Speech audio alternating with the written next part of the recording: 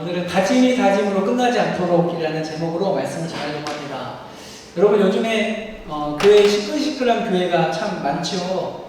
특히 교회가 시끌시끌해지는 때가 언제냐면 목사님이 은퇴하실 때쯤 되면 교회가 시끄러워지는 교회가 참 많습니다. 분명히 이 목사님이 사역하실 때는 세습하지 않겠다, 수많은 약속들을 하십니다. 그리고 그렇게 약속을 하시고 은퇴를 앞두고는 그 말을 번복하기 시작합니다. 그렇죠? 그리고 결국 자신의 아들, 자신의 사위를 담임 자리에 앉혀서 세습을 합니다. 어떤 분은 자기의 아들이 아니면 이 교회를 감당할 수 없다, 이런 말도 하시는 걸 들은 적이 있는 것 같습니다. 그런 일들 때문에 이 교회가 갈라지고 싸움터가 되는 교회를 종종 봅니다. 그렇죠? 그런 교회를 볼 때가 참 안타깝죠. 왜냐하면 성도로서의 마음도 아프고 또 세상 사람들이 교회를 볼 때 어떻게 평가할지에 대한 그 평가를 알기 때문에 마음이 더 아픕니다. 그런데 참 감사한 것은 우리 땅에 있는 우리나라의 교회에 그런 교회와 목사님들만 있는 것은 아닙니다. 여러분 우리에게 잘 알려진 분당우리 교회 아시죠? 분당우리 교회와 이찬수 목사님을 잘 아실 겁니다. 이 교회가 2012년에 어떤 선포를 했냐면 2012년 7월에 우리는 1만 성도를 파송하겠다. 우리 교회의 성도들 중에 1만 명 이상을 내보내겠다. 다른 교회로 개척해서 내보내겠다라고 선포했습니다. 10년 동안 이 1만 명 파송 운동을 준비했습니다. 그 약속이 올해 4월 달에 지켜졌거든요. 29개의 교회를 분립 개척해서 성도들과 함께 내보냈습니다. 근데 그 교회를 개척해서 내보내는 그 담임 목사님들도 그 분당우리 교회에 소속된 목사님들 뿐만 아니라 각 전국에서 추천받은 목사님들을 선별해서 그 중에서 선별하여서 29개의 교회 담임 목사님들을 픽을 했습니다. 그리고 그냥 그분들에게 준 게 아니라 29분들이 함께 모여서 이 분립개척에 대한 마음들을 계속 나누고 공부를 한 겁니다. 그리고 나서 올해 4월 달에 이제 다 준비가 된 이후에 29개 교회가 흩어진 겁니다. 여러분 이 분당우리 교회와 이찬수 목사님의 이 모습은 교회도 체인점화 돼간다 라는 세상에 조롱받는 이때에 사실 굉장히 신선한 바람이죠. 그리고 교회에 위신을 세워주던 사건이었습니다. 누군가는 그렇게 이야기하셨습니다. 분당우리 교회에 성도가 많으니까 돈도 많으니까 그럴 수 있지 라고 쉽게 생각할 수 있지만 결코 쉬운 결정이 아닙니다. 여러분 교회를 분립개척해 주고요, 거기에 들어가는 재정도 아마 지원해 줄 거고 또 그 교회에 있는 성도들이 나가야 하는 겁니다. 그 이후에 교회의 상황을 생각하지 않을 수가 있겠습니까? 결코 쉬운 것이 아닙니다. 여러분 우리가 돈이 있다고 다 도울 수 있는 것이 아니지 않습니까? 돈이 있어도 마음이 없으면 도울 수 없는 것처럼 재정이나 성도가 있다고 해서 그 일을 해내는 것이 아닙니다. 이 분당우리 교회와 우리 교회랍니다. 이찬수 목사님이 그 사역을 위해서 얼마나 무릎 꿇고 기도했겠습니까? 이 마음이 변치 않도록 또 이것이 지켜질 수 있도록 인도해 주시려고 얼마나 기도했겠습니까? 그렇게 10년을 기도하고 준비하여서 이 분립개척, 29개의 교회의 분립개척이 성공적으로 이루어진 겁니다. 만약 이 분당우리 교회와 이찬수 목사님이 또 여타의 다른 목사님들과 같이 우리의 상황이 좋지 않아져서 조금 미뤄야겠습니다 하면 밀고 미뤘다면 아마 또 한 번 교회는 수모를 당할 수 있었을 겁니다. 그럼 그렇지. 여러분 약속을 지킨다는 것은 참 중요합니다. 이 자신이 한 말에 책임을 지는 굉장히 성숙한 행동이고요. 또 크리스찬들에게는 하나님께서 말씀하시는 것을 반드시 이루시는 성실하신 그 하나님의 성품을 따르는 일입니다. 그래서 여러분 크리스찬들이 약속을 지키는 게 굉장히 중요합니다. 그래서 여러분 제발 아직까지도 사라지지 않은 코리아 타임이 있다는 게 참 저는 아이러니합니다. 막 세대가 많이 변했다고 하잖아요. 지금은 MZ 세대라고 하잖아요. 그럼에도 불구하고 변하지 않는 이 코리아 타임, 그렇죠? 그런데 약속을 지키는 것이 성실하신 하나님의 성품을 닮아가는 것이 있지 않았으면 좋겠습니다. 그렇기 때문에 여러분, 약속, 우리가 누군가에게 한 다짐은 굉장히 거룩하고 신성한 일인 겁니다. 여러분, 약속은요, 그 약속이 가지고 있는 비중이 얼마나 되느냐에 따라서 그 가치가 결정되는 것이 아니라, 사실은 우리가 그 약속을 지키기 위해서 노력하고 성실하게 이행하는 것에 가치가 있는 겁니다. 오늘 본문을 보면요, 사람이 하나님께 스스로 한 약속, 다짐에 대한 이야기입니다. 소원에 대한 이야기거든요. 여러분, 레위기가 어떤 책인지 우리는 대충 알죠. 레위기가 제사를 위한 예물 규정으로 시작해요. 야, 너희가 제사를 드릴 때 이런 예물을 준비해야 한다. 이런 제사는 이렇게 해야 된다. 그렇죠? 그래서 막 너희의 정결법은 어떻게 해야 되고 막 하면서 쭉 왔어요. 그리고 나서 오늘 레위기를 마무리하는 27장이 어떤 걸로 끝나냐면 서원을 위한 예물로 끝이 납니다. 여러분, 제사를 드리는 예물이든 서원이든 중요한 것이 무엇이냐면 얼마나 좋은 예물로 드리냐, 그것이 아니라 얼마나 자원하여 그것을 드릴 수 있느냐, 그것이 하나님께서 받는 예배이다라고 말하는 것이 레위기입니다. 레위기. 여러분, 어제까지 여러분들이 아마 26장을 묵상하셨을 거예요. 아마 26장이 한 3일 동안, 4일 동안 계속 이어졌을 텐데, 26장이 하나님이 인간에게, 야, 너희가 내 말을 들으면 복을 줄 거야. 하지만 내 말을 경청하지 않으면 저주를 받게 될 거야. 라는 약속이었다면, 27장은 인간이 하나님께 무엇을 하겠다고 하는 그 헌신을 약속하는 장입니다. 그리고 그 헌신의 약속을, 그 다짐을 어떻게 해야 할 것인가 라고 알려주는 장이 27장입니다. 여러분, 성원이라는 걸 너무 잘 아시죠? 하나님, 내가 어떤 것들을 하겠습니다. 꼭 하겠습니다. 라고 약속하는 거잖아요. 여러분, 성원은 사실 법으로 정해진 게 아닙니다. 그러니까 꼭 한 사람 앞에 한 사람은 소원을 해야 한다라고 법으로 정해져 있는 것이 아니라 기본적으로 스스로 자원하여서 하나님께 드리는 것이 서원입니다. 여러분, 서원을 통해서 우리의 예배가, 우리의 예물이 어떻게 드려져야 하는지를 잘 보여주죠. 사실 기본적으로 스스로 자원하여 드리는 것이 모든 예배의 기본입니다. 여러분, 예배에 스스로 자원하는 마음이 없다면, 마지못해 드리는 예배라면 우리 주님이 그 예배를 향해서 고개를 돌려버리시는 겁니다. 근데 여러분, 이 자원하는 마음이요, 이 다짐이, 하나님 내가 이걸 하겠습니다라고 했던 그 다짐이 다짐으로만 끝날 때가 있더란 말이죠. 여러분들이 항상 그 연초에 했던 다이어트의 결심과 같이 다짐이 다짐으로만 끝나버릴 때가 참 많아요. 그런데 그것이 하나님 앞에 하겠다고 했던 소원도 그럴 때가 있더란 말이에요. 그래서 오늘 본문은 어떤 이야기를 하냐면 하나님께 드린 그 다짐을 다잡을 수 있도록 장치를 만들어 놓습니다. 오늘 본문에서 자기의 생명값을 바치기로 한 상황, 내가 하나님 내 몸을 들여서 소원하겠습니다. 혹은 내 짐승을 드리도록 하겠습니다. 혹은 집을 거룩하게 성별하여 드리겠습니다라는 소원의 규례들이 나옵니다. 여러분, 보통 어떤 간증들 들으면 어떤 분들이 소원을 할 때 언제 소원을 하는가요? 하나님, 내가 하나님 앞에 이거 하겠습니다라고 소원할 때 어떨 때 하던가요? 보통 어려운 일을 겪었을 때 하죠. 하나님, 지금 이 상황을 벗어나게 해주시면 내가 어떤 것들을 분명하게 하겠습니다. 그렇죠? 혹은 기쁜 일이 생겼을 때 하나님, 내가 주님께서 나에게 주셨기 때문에 내가 이것들을 주님 앞에 소원하겠습니다라고 소원합니다. 근데 보통은 우리는 기쁜 일보다는 절박한 무엇인가가 있을 때에, 절박한 무엇인가가 당장 필요할 때에 소원을 합니다.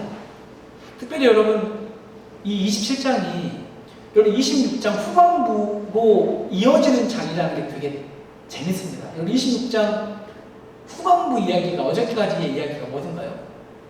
하나님께 경청하지 않으면, 계명을 지키지 않으면 너희가 진짜 말도 못할 고난을 당하게 될 거야. 너희가 말을 계속 듣지 않잖아? 7배나 더해지는 고난을 당하게 될 거야 라는 말을 하거든요. 그리고 이어진 게 27장입니다. 그러니까 보통의 사람들이 어려움이 있을 때에 주님께 소원을 많이 하는 거죠.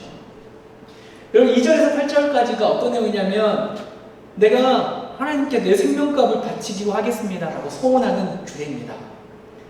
이 나의 생명값을 드리겠다, 나를 드리겠습니다 라고 하는 것이 보통 이겁니다. 성막과 이 제사를 섬기는 종이 되겠습니다 라는 뜻인데요. 근데 성막과 제사를 섬길 수 있는 사람은 한정되어 있죠. 레위인과 제사장들만 성막과 제사에 관련된 일을 할 수 있는 겁니다. 그래서 자기의 몸을 드리겠다고 하는 것은 그러니까 단순히 어떤 제사장들처럼 풀타임 근무를 하겠다는 게 아니라 일정 기간을 정해서 내가 여기에서 섬기겠습니다라고 소원하는 형태에 있을 겁니다. 그런데 아까 이야기했던 것처럼 성막과 제사에 관련된 일은 레위인과 제사장들에게만 허락된 일이기 때문에 그들의 몸을 드리는 것 대신에 사람마다 값을 정해서, 그렇죠? 그 노동력에 따른 값을 정해서 그것을 내게 한 겁니다. 오늘 보면 여러분 1개월에서 5살짜리, 또 5살에서 20살, 20살에서 60살, 60살 이상, 또 남자와 여자가 또 다르죠. 그러니까 남자, 여자, 또 어린아이와 어른에 따른 노동력에 따라서 값을 정해서 그 값대로 소원했던 그 값을 치르게 하는 겁니다. 여러분 소원이요, 오늘 보면은 연령대가 아예 아이에서부터 60세 이상 노인들까지 이 소원을 할 수 있도록 문을 열어놨어요. 여러분 소원이라는 게 특별합니다. 이게 특별하거든요. 근데 이 특별한 것이 특별한 사람에게만 허락된 것이 아닙니다. 사실 하나님은 기다리고 계시죠. 누구든 하나님을 위해서 자원하는 그 마음을 기다리고 계십니다. 열어놓고 계십니다. 그런데 우리가 갑자기 하나님께서 나에게 감동을 주셔서 내가 하나님께 이것들 소원해야겠다는 마음을 주실 때 여러분 우리는 어떻습니까? 수련회 때 은혜를 받아가지고요. 또 예배 때 혼자 개인 묵상할 때 주시는 은혜에 감격할 때에 헌신하려는 마음이 여러분들 싹 들어온단 말이에요. 그때 여러분들 혹시 깜짝 놀라지 않습니까? 하나님 이거 아니죠? 네. 하나님, 잠깐만요. 나 지금 감격하긴 했는데요. 내가 그 주님께 헌신하는 걸 조금 생각해 보아야겠습니다. 이렇게 깜짝 놀라서 고개를 휘휘 젓고 있지 않습니까? 하나님 이건 아니죠. 하나님께서 감동을 주셨는데 하나님 나는 평범하거든요. 하나님 나는 어리거든요. 혹은 난 나이가 많거든요. 혹은 가난하거든요. 일이 바쁘거든요. 여러분 부족하기 때문에 하나님 나의 헌신을 조금 밀어놓겠습니다. 이런 경우가 많은 것 같습니다. 그런데 우리 주님은 자원하는 여러분들의 심령을 원하고 계시다는 거죠. 모든 어린아이에서부터 어른까지 남자와 여자 모두의 그 자원하는 심령을 하나님이 열어놓고 계시다는 거예요.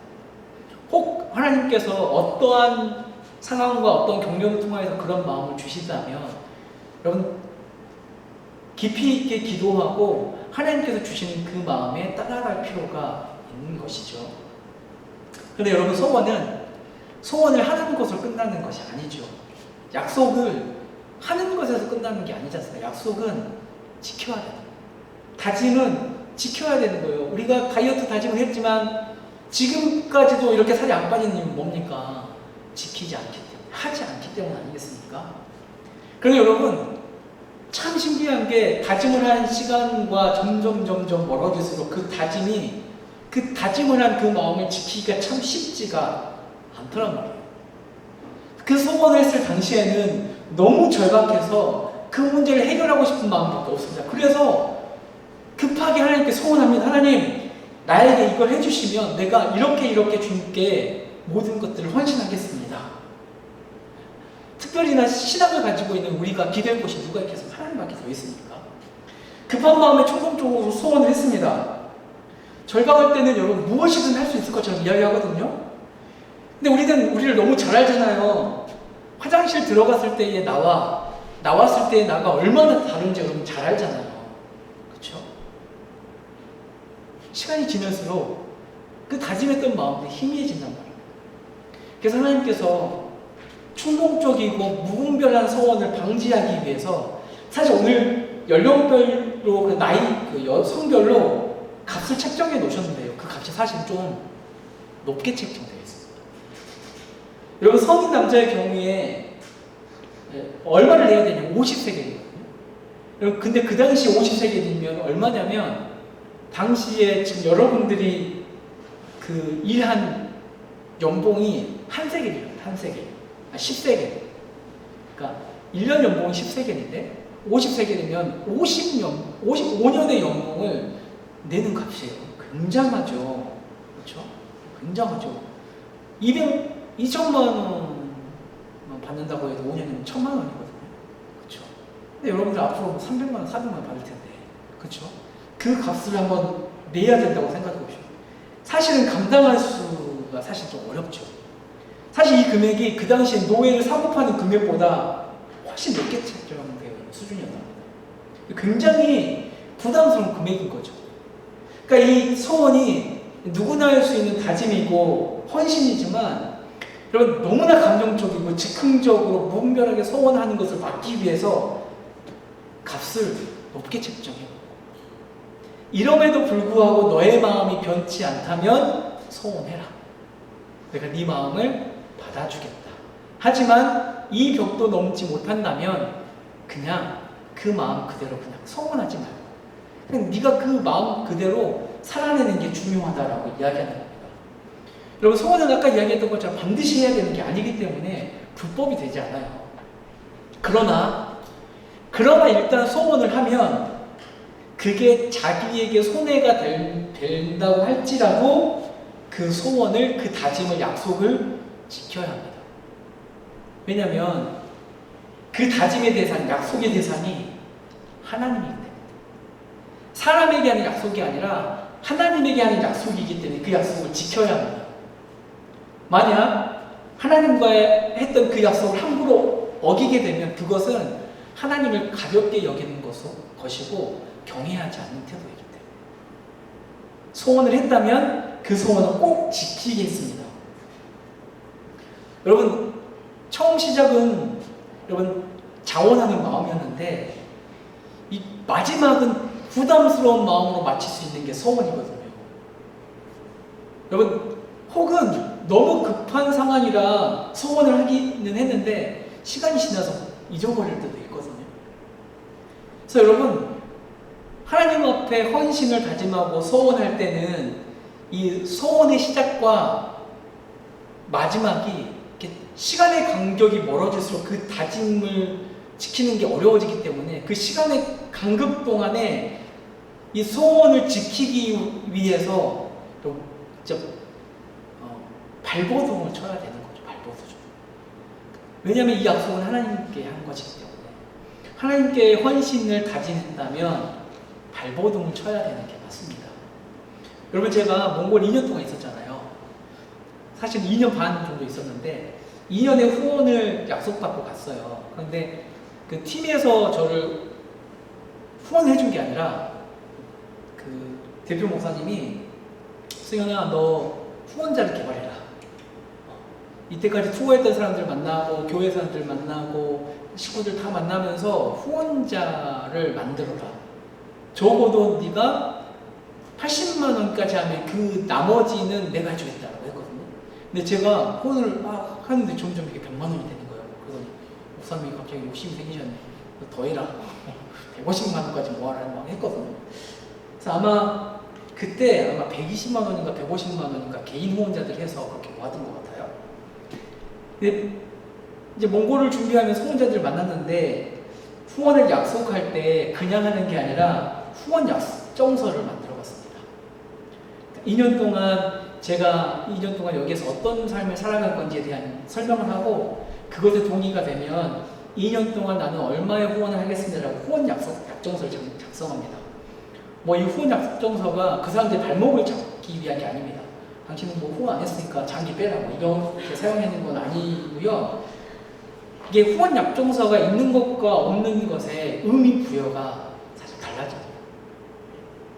왜냐하면 약속한 증거물이 남아있기 때문에 그러니까 이게 그 의미가 너무 크게 달라지거든요. 그리고 제가 후원 요청할 때에 5만 원, 10만 원 요청한 게 아니라 네가 아낄 수 있는 커피값을 아낄 수 있는 그 금액 5천 원도 괜찮고 만 원도 괜찮고 2만 원도 괜찮다. 그 이상은 아마 네가 감당하기가 어려울 거다. 그래서 만 원, 2만 원, 막 5천 원 해가지고 그렇게 후원금을 모았거든요. 근데 여러분 제가 몽골을 딱 갔거든요. 후원 약정을 받고 몽골을 딱 가서 첫날 후원금이 들어왔는데 첫날부터 후원을 약속했던 사람들 후원이 다 들어오지 않더라고요. 그러니까 저와 후원자들의 거리상의 물리적인 거리가 멀어지고 또 시간이 흘러갈수록 후원 약정서까지 작성했음에도 불구하고 그 약속이 잊혀지기 시작한 겁니다. 갈수록 후원 금액이 떨어지는 거예요. 그래서 사실 어떤 상황까지 갔었냐면 3개월 동안 후원금이 안 들어왔던 때가 있었어요. 근데 그때를 어떻게 살았는지 지금 생각해보면 걱정스럽지도 않았고 되게 기쁘게 잘 지냈던 것 같은데 하나님 은혜였어요. 그러니까 사람에게도 그렇지만 하나님께서 마음을 주실 때에 그러니까 무언가를 다짐하고 하나님과 서약하는 것에는 사실은 책임이 따릅니다. 하나님께서 마음을 주셔서 누군가를 또 무언가를 위해서 교회를 위해서 헌신의 마음을 주시고 소원의 마음을 주신다면 그것을 위해서 사실은 그 사람도 끊임없이 기도하는 준비가 필요합니다. 그래서 그 소원을 위해서 준비하지 않으면 그것 때문에 사실은 하나님을 경외하지 않고 가볍게 여겨버리는 죄를 짓게 되는 겁니다. 그래서 하나님은 좀 이 장벽을 좀 높게 설치해서 사실 이스라엘 백성이 그 죄를 짓지 못하도록 장벽을 높게 설치해 놓으신 거죠. 근데 이 하나님이 한 가지 예외의 상황을 주셔요. 여러분 소원한 사람 중에 가난한 자들도 있을 겁니다. 하나님께서 마음을 주셔가지고 하나님 나도 소원을 좀 하고 싶습니다. 하나님께 내 것을 좀 드리고 싶습니다. 라고 생각하는 사람이 있잖아요. 여러분 헌신은 부요한 사람 하느냐? 그렇잖아요. 사실 보면 부요한 자들보다는 가난한 자들이 더 헌신합니다. 교회에서도 그렇지만 우리 여러분 수재민 돕기를 보면 막 재벌들이 막 하는 것도 있지만 여러분 어린아이 할머니 할아버지들이 내는 10,000원, 20,000원, 30,000원 이게 모여서 몇 억이 돼서 수재민들 돕잖아요. 그러니까 부요한 사람들이 많아서 헌신이 되는 것이 아니라 가난하여도 연약하여도 그 사람들이 모여서 교회를 건강하게 세워가고 공동체를 세워가는 겁니다. 그러니까 가난해서 이 소원을 하고 싶은데 아까 이 장벽이 너무 높잖아요. 가격이 너무 높아서 이 소원한 값을 지불하지 못할 경우에는 제사장에게 가서 자기의 형편을 내야 돼요. 내가 이런 형편인데 내가 하나님께 자원하여서 드리고 싶습니다 라면 그 사람의 형편에 맞게 가격을 이 재정을 조정할 수 있습니다. 그럼 이게 무슨 말입니까? 하나님이 이 사람이 드리는 돈을 보는 게 아니라 하나님께서 이 사람이 드리고 싶어하는 그 마음을 받고 계신다. 여러분 우리의 예배, 우리의 헌신, 우리의 자원하는 마음도 마찬가지입니다. 하나님 내가 드리고 싶어 미치겠는데 내가 드릴 게 이거밖에 없습니다. 이것도 괜찮겠습니까? 라는 마음이 앞서야 됩니다. 여러분 9절에서 15절은 이겁니다. 가축과 집을 소원하는 경우, 그렇죠? 정결한 짐승과 부정한 짐승의 경우를 나눠 설명하는데 정결한 짐승의 경우에 소원하는 것을 다른 것을 바꿀 수 없습니다. 나쁜 것뿐만 아니라 더 좋은 짐승으로 대체할 수도 없습니다. 여러분 부정한 가축은 환산한 금액으로 드리거나 물을 수 있는데 나 이거 못 드리겠습니다 물을 경우 있잖아요. 그럴 때 어떻게 하냐면 그 가격에 만약에 이 돼지는 못 드리죠. 소를 드리는데 소가 500만 원이에요. 500만 원인데 그걸 물고 싶어요. 그때 어떻게 하냐면 그 가격의 5분의 1, 20%를 더 금액을 추가해서 내야만 그 소를 드리는 걸 물을 수 있는 겁니다. 그러니까 이 소원을 한 사람이 드리려고 했다가 아까워서 물으려고 할 경우에 더 손해가 발생하는 거죠.